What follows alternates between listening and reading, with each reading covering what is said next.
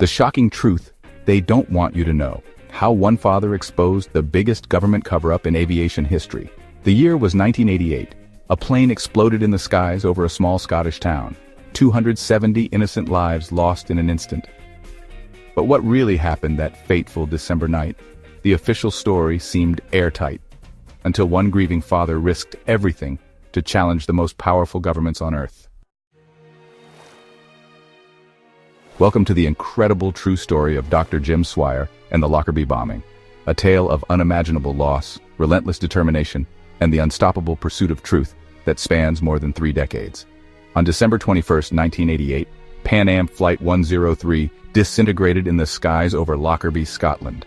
The explosion killed all 259 passengers and crew aboard, along with 11 residents on the ground. Among those lost was Flora Swire, a vibrant 23-year-old medical student. Her father, Dr. Jim Swire, would soon embark on what became one of the most remarkable personal crusades for justice in modern history. In the immediate aftermath of the bombing, Swire found himself thrust into the role of spokesman for the British families of victims. He initially trusted the official investigation, believing authorities would leave no stone unturned to find those responsible. But as weeks turned to months and months to years, Swire began noticing troubling inconsistencies in the narrative being presented to the public. The bombing of Pan Am 103 represented the deadliest terrorist attack against American citizens until September 11, 2001. With 189 Americans among the dead, the U.S. government took a leading role in the investigation. Initially, all signs pointed to Iran, which had vowed retaliation for the accidental downing of Iran Air Flight 655 by the USS Vincennes just 6 months earlier. This theory was supported by intelligence reports suggesting the bombing was commissioned by Iran and carried out by the Syria-based Popular Front for the Liberation of Palestine General Command. However, by 1991, attention had shifted dramatically. The US and UK governments now claimed Libya was responsible, indicting 2 Libyan intelligence officers, Abdelbasset al-Megrahi and Lamin Khalifa Fhimah. This pivotal shift coincided with geopolitical realignments preceding the Gulf War, when Western powers sought to maintain good relations with Iran and Syria while isolating Libya. Dr. Swire's skepticism intensified. In May 1990, he took an extraordinary step to highlight vulnerabilities in aviation security. Swire smuggled a fake bomb, constructed to mimic the Lockerbie device but filled with harmless marzipan instead of explosives, onto a British Airways flight from London to New York. This daring act demonstrated that even after one of history's deadliest terrorist attacks, airport security remained dangerously inadequate. The stunt garnered international headlines but also divided the families of victims. While some praised Swire's boldness, others criticized what they saw as a reckless action that could have caused panic. Undeterred, Swire continued his investigation, increasingly convinced that the official narrative was obscuring deeper truths. In a development that shocked many observers, Swire eventually arranged a face-to-face meeting with Libyan leader Muammar Gaddafi in 1991. During this extraordinary encounter, Gaddafi denied Libyan involvement but hinted at Iranian culpability. Rather than dismissing these claims outright, Swire found them consistent with evidence that had been largely sidelined in the rush to blame Libya. After years of diplomatic wrangling, Libya finally surrendered Megrahi and Fhimah for trial in 2000. The proceedings took place at Camp Zeist in the Netherlands under Scottish law. Swire attended every day of the trial, initially hoping for closure. Instead, he became increasingly alarmed by what he perceived as serious flaws in the prosecution's case.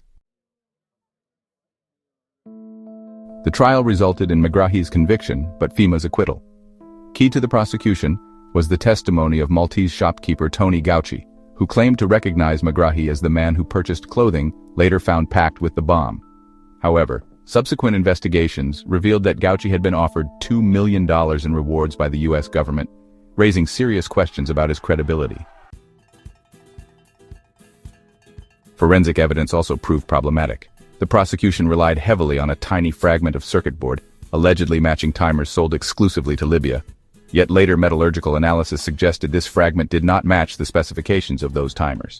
The Scottish Criminal Cases Review Commission would eventually cite this discrepancy, as grounds for believing Megrahi may have suffered a miscarriage of justice. In perhaps his most controversial move, Swire visited Megrahi in prison in 2008, becoming convinced of the Libyan's innocence. When Megrahi was released on compassionate grounds in 2009 due to terminal cancer, Swire supported the decision, creating a rift between British and American families of victims. Many Americans viewed the release as a betrayal, while Swire saw it as a necessary step toward ultimately uncovering the truth. Declassified documents have since revealed that United States and United Kingdom officials suppressed intelligence pointing toward Iranian involvement to protect diplomatic relationships during the Gulf War coalition. This systematic obstruction of evidence forms the core of Swire's 2022 memoir, The Lockerbie Bombing, A Father's Search for Justice, in which he accuses successive British governments of prioritizing political expediency over truth. The Lockerbie saga recently entered a new chapter with the 2023 United States trial of Abu Aghila Massoud, a Libyan bomb maker allegedly linked to the attack. Swire, now in his 80s, maintains skepticism about Massoud's culpability, but sees the trial as an opportunity to re-examine evidence that was overlooked in previous investigations.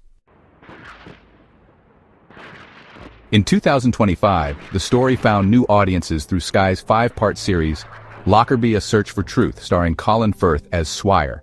The drama highlights the personal toll of Swire's decades-long campaign, including the strain on his family and his complex moral journey from grieving father to controversial advocate.